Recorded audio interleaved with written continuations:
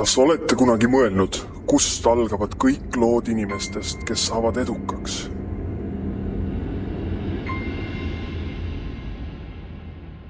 Igas muinasjutus peategelaseks on noor, edukas ja lahke inimene, kes kasvab üles andekaks, intelligentseks, vapraks ja väga heade kommetega inimeseks.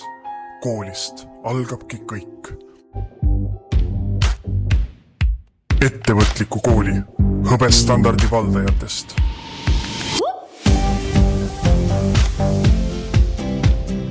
Maagilised liigutused VEPA käte kaudu.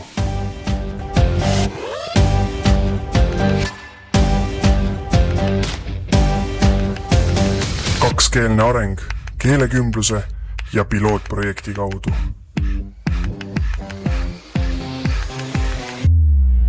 Tegevus, vastupidavus ja mängud, palju mänge, liikuma kutsuva kooliprojekti raames.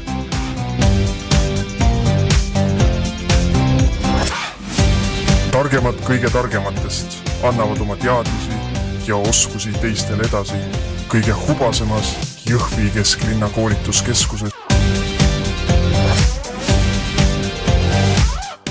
Rahvusvahelised projektid, huviringid, loodus- ja täppisteaduste keskus.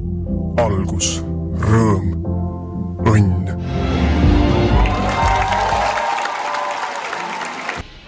Kõik algab sellest kohast. Jõhvis alates 1967. aastast.